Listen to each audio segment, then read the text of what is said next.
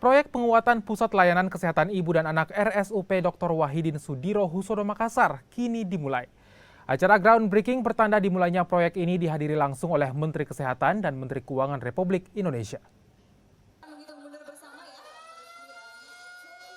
Proyek penguatan Pusat Layanan Kesehatan Ibu dan Anak ini adalah proyek yang didanai oleh Dana Bantuan Pinjaman dan Hibah Luar Negeri (PHLN) dari Islamic Development Bank (ISDB), di mana RSUP Dr. Wahidin Sudirohusodo Makassar menjadi salah satu penerima bantuan dari 6 rumah sakit di tingkat Kementerian Kesehatan Republik Indonesia.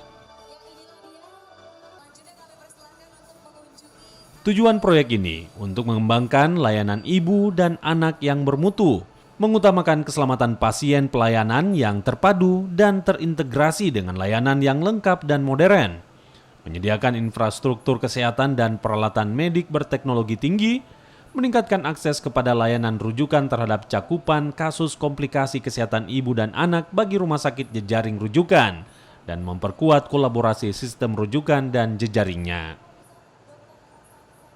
Tadi kan sudah jelas gitu bahwa pemerintah Provinsi Sulawesi Selatan sangat bersyukur dan mendukung adanya pembangunan groundbreaking hospital mother and child ini, ibu dan anak ini. Semoga ini bisa tentunya lebih mempercepat akses pelayanan kesehatan buat ibu dan anak.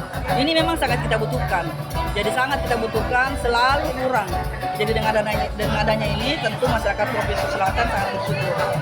Semoga ini bisa cepat selesai, bisa kita support, dan pasti ini besar layanannya, lebih modern, lebih canggih, dan tadi Pak Gubernur bilang tidak usah keluar negeri lagi gitu. Kita berharap seperti itu. Dan yang lebih penting adalah semoga masyarakat kita sehat. Pembangunan gedung Mother and Child ini dibangun dengan dana kurang lebih 439 miliar dari bantuan SDB. Kemudian gedung ini terdiri dari 8 lantai dengan 1 semi basement dan dilengkapi dengan 4 lantai untuk lahan parkir. Nah, proyek ini rencana dikerjakan selama 24 bulan tanpa masa pemeliharaan 1 tahun. Rencananya, rumah sakit ini akan memiliki sejumlah ruangan, yakni ruang poliklinik dan ruang tindakan sebanyak 72 ruangan, rawat inap 174 ruangan, 4 kamar operasi, dan 1 laboratorium, dan pembangunan akan selesai selama 2 tahun.